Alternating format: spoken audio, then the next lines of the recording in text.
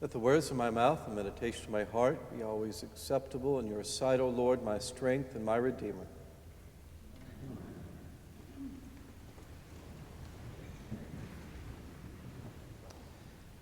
I moved to Pittsburgh 6 years ago this week, and after the arrival, I set out to get to know the city. And how I did that was to set a destination on my mobile phone and then drive there. I visited the Overlook on Mount Washington, went out to Monroeville, I went to Millvale, I went to lots of shops and restaurants and looked at houses. I visited a new location almost every day for about 6 weeks. Now, getting there was the easy part. The GPS is a remarkable tool for that. But on arrival at each destination, I had to look around, had a bite to eat, and explored a little bit. Then came the hard part. I turned off the navigation system and tried to find my way home. If you could get close enough, the spire of Calvary and the Cathedral of Learning were two excellent landmarks for navigational purposes. But getting close was not very easy. If you go to the South Hills, oh, it's so far, or the North Hills, or just about anywhere. There's no telling how many times I got lost. Often, however, a new place was discovered on accident that was far better than where I had intentionally planned to go. Now, there are many things I learned while getting lost on purpose in Pittsburgh. One is always have a full tank of gas, because it turns out you don't know where the gas stations are either. A map is a must. The multicolored beltway system is very helpful if you want to go where it will take you. If you ask directions, proceed with caution. More than once, I was given directions by a local that started something like, go down there for a bit and turn left where the Hills department store used to be.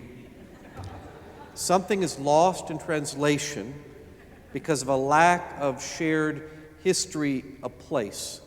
I know where my old Hills store used to be, but not where that one was.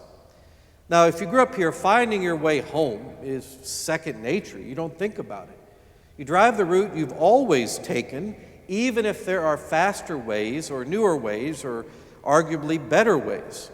Numerous times I've been in the car with a native and asked, why are we going this way?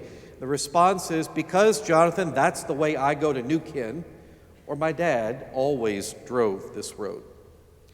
Now, if you didn't grow up here, you realized very quickly that navigating Pittsburgh makes no sense if you compare it to most other cities. There's no east-west nor south grid, there's no regular loop or beltway, and you really can't get from here to there directly. I've heard that numerous times. But it does have its own internal sense, its own beautiful inner logic.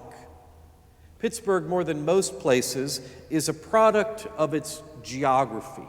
It's a sense of place. Rivers, hills, valleys, geography defines and shapes our city and the neighborhoods and how they developed. We still see its scars on the sides of the hills where roads were cut out and old buildings that were one thing and then another and will be something else. Our city is dotted with remnants of our past, old mills, the character of the neighborhoods, or the names on the streets, several of which, by the way, are named after Calvary families. Geography is a bearer of memory, and it's a hope for the future. And that's the subject of the first part of our gospel reading.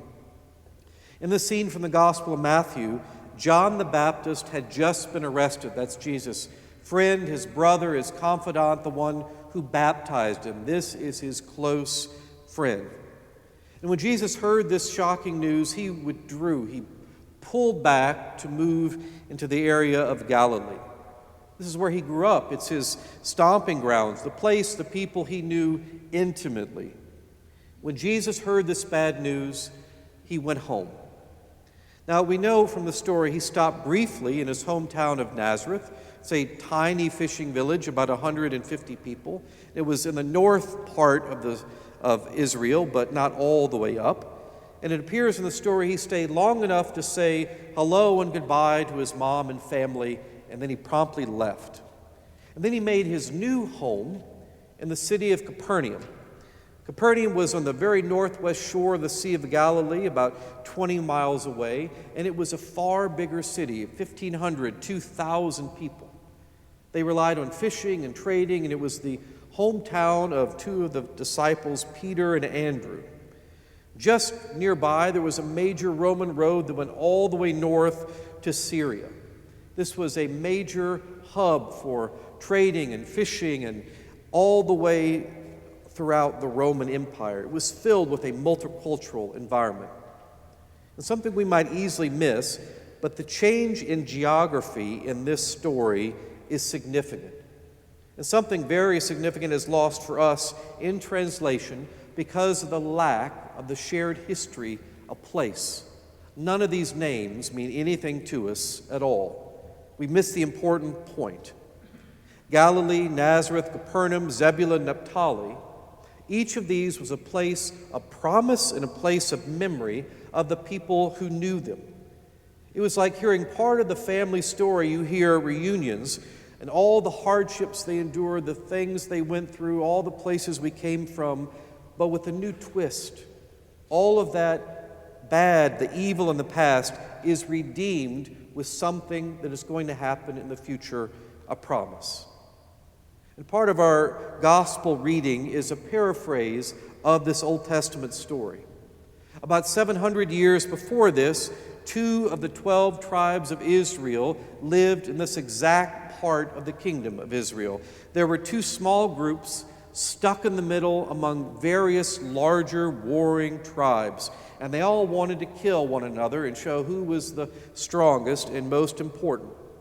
And these 2 little tribes, one was called Zebulun, the other was called Naphtali, were later absorbed into the larger Assyrian Empire. The educated among them, the leaders among them, were carted off as slaves, and everybody else was sent into exile. They were assimilated into a foreign culture.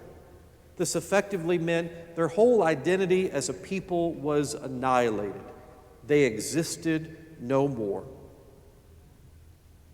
Jesus' arrival in Capernaum into this very land of Zebulun and Naphtali showed a bit of light coming into this darkness. It's a turning point in his ministry. The gospel writer understands Jesus' entry into this land is a fulfillment of Isaiah's prophecy. It means the Messiah has coming. The people and place that had experienced this darkness of enslavement, the pain of exile, those very people would be the first to experience the light of Christ and the good news. The ones who seemed most lost were the ones who would encounter the Messiah first. This place of death is now the time and place for a new life, and God, by the way, can do the same thing through any of us. This geography of the past is connected to the geography of the future. In essence, this story is about God calling the people home to the place and people they knew, but in a completely new way, with God at the center of it. Now, the whole gospel, all of them, Matthew, Mark, Luke, and John, are all about that in various ways.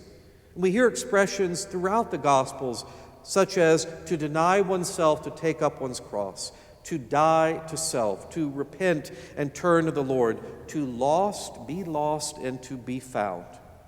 And all are ways of expressing the same idea. To know a place intimately is to get lost in it so you know it inside and out, and in time you make it your own. This can be like in a literal way, like I did moving to Pittsburgh, but also symbolically. You know something, so it is a part of you. It is second nature. To fall in love with someone is to lose yourself in another person. You're still you, but you find yourself in a new way. To know God is to let yourself go willingly so God finds you. That's how we've always understood this. There is no one perfect route or way to God or heaven. And unfortunately, there's no roadmap either that lays out all the things we should do. but there is a Lord to follow and those who've gone before to guide us. It happens often what we discover along the way on accident is much better than the planned destination. Because in this geography of theology, God always happens right where we are. That's always where we meet the Lord. You can't really get here to there directly. But if you are willing to get lost along the way, you can always find your way home. Amen.